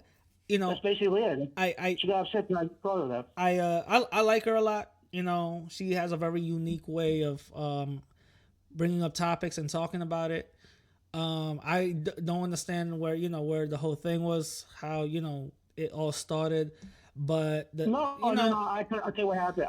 I mean, I saw a video. That's what I did. I made responses and all that stuff, and I saw a video about her talking about, you know, about the Honduran immigrant, about being not giving two shits about Mexican food, and don't you understand it's beans and rice, and that's why I made a video saying that, well, first of all, beans and rice and tortillas are actually very common in Honduras. Okay. For example, it's not nothing new. So it's not like that. Second of all, like, you know, she didn't want the food. It's crap. Well, let's be honest here. What the humanitarian food in Mexico, it is crap. Like, Okay. we eating that crap? Like, no. Like I'm not saying no, she's being mean and selfish. Yeah, she is. But at the same time, it's like, you know, come on. Like, you know, like if you can say now, what I said before was that, you know, they don't want to be in Mexico, and I'm like, you know what? Let them let them come to the United States, but you know, like, don't feed them, don't give them water if they're gonna act like that. Got it. And we had, you know, but I told her, like, you're not really from Mexico and everything, and that's when she just got berserk and got angry and started screaming at me because I just told her that she's not really from Mexico. Okay. Got And it. that's what I told her. Well, you know, And she the homie. You know, a lot of people like her here. You know what I mean? So shout out to her. And I really don't, you know, I really wish y'all didn't like really get into it or what, you know what I'm saying? Like get into it or whatever the case is. You know, like you're Latino, she like I said, Latina. You know what I'm saying? I Like don't come have on. I don't have a problem with that. I mean, I don't have, I just, I don't have a problem with that. I just say she's not, you know, really from Mexico. In reality, Yeah. she's not. I just don't. Well, she is. She, you know, Mexican descent, regardless if she was, you know, born here. We said this in the beginning. You know, Americans are not going to see her as American. Americans are going to see her as Mexicans, regardless if she was born here or not. You feel me? So Well, the it problem was is it just that going back to before what we we were got to talking something else. about. Let's go back. We're getting full circle here again. Here's the problem. Like, again, they don't know what a Mexican looks like. What is a Mexican supposed to look like? What is a Mexican? Non-white. That's what a Mexican is supposed to look like. Non-white. They you know, come on, bro. You're in business. Out of all people you know, they're not that smart. They don't know or whatever the case is. All they know is anybody that's non-white is an other. So you know what I'm saying. But that's what I'm trying to tell you. Like, that's why that's why people around the world, they don't take the white people here seriously. They look down on them because they're kind of stupid. Yeah. I mean, for example, like, look, there was a white American female that was yelling over a lady that was speaking Greek. And this is our country, you got to speak our language and all that stuff. This is the problem with Americans, particularly white Americans. I have a problem with them the most. Of all the people I talk to on YouTube, they're the biggest one of them all I have a big problem with. Because this is the only country. Do you know this is the only country in the world that is the only one trying to promote singular language? To promote just English only like that, while the rest of the world's trying to learn multiple languages? Yeah, I know. That you know how dumb that is. And what I like about white Americans the most is that even the one language they speak, I speak American, they still fucked it up, the language. Listen, they still fucked it up. of course. Listen, I've said this long before. I even say this to a bunch of people. They disagree with me or whatever the case is, but I say it. America is only number one on incarceration, war, and being obese. That's it. That's the only three. We're number probably 15. I think when last time I checked, we're number 15 in education. Number was it 20 in math or 15. Something like that. I think the last time I checked, we were like number 15 in education. Was it 15 or 10 or something like that? Bro. Oh, 32. There you, even worse. Look that. 33 in education. We're number something like, was it 20 in math? In science, we're like literally not even top 5. So all of this, all of this America First stuff and all that other stuff. Listen, there's a lot of, a lot of work they got to do. But in the end of the day, why do you think? Listen, man. Why do you think African kids that come from those countries? Outperform everybody. They outperform. Yeah, you're right. Not just Black Americans.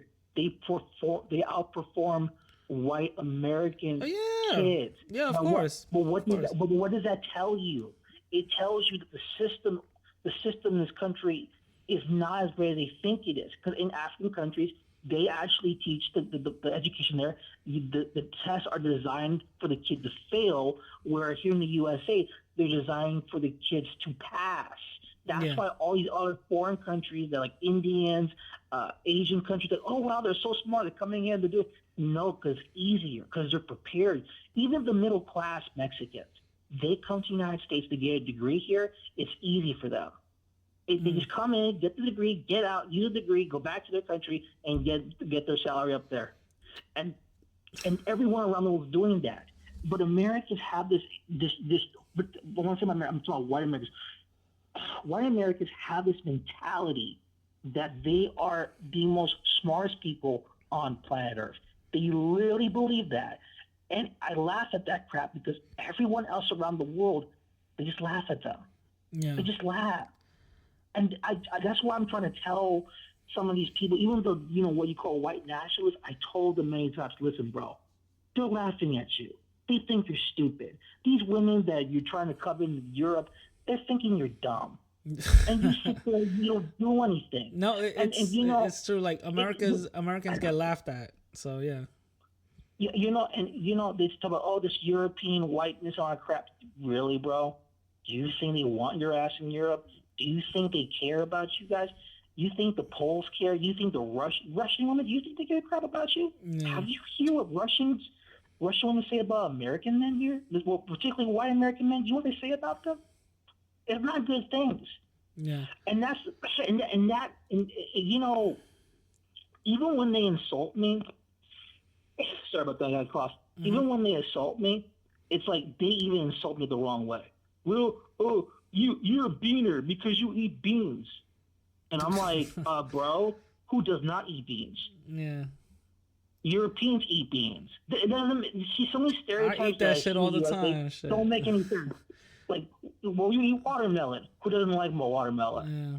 I mean, well, you're a cracker. I mean, I don't understand the Americans the way they insult us through food. That's something that I've never seen before. Yeah. It's weird. But no. I get it. I totally get it. And no, you're absolutely right. But so let me just wrap this up because it's about to be 2 hours, bro. But let me wrap this up. First of all, I want to say thank you for coming in. I really appreciate it. You're a person of your word. You wanted someone to come up and discuss it, and we discussed it. Tell people how they can find you. Just type in my name. The link will be down below. It'll be probably there. Yeah, it will. It will. It's Keem, KEM 123. But on the podcast is going to be on the details. If this is on YouTube, link will be down below. Tell the people one last thing that you want to say. Like I said before, and I say this again. I think you and me can understand this completely. Hopefully we can do another one like this again. Mm-hmm. And I'm willing to come back if you're willing to accept. Oh yeah, not a problem. Okay, and I want everyone to understand, if you disagree with me, what I have to say, it's your right to say whatever you disagree with. That's fine. That's fine. As long as it's what you think it is, not what someone else says. As long as what you believe, and that's what's most important. Yeah. It doesn't matter what I think or what he thinks, or if I'm right or he's wrong, or it's vice versa. At the end of the day, as long as it's your opinion, what you think in the end. So you think I'm wrong and you think he's right, that's fine. I have no problem with that.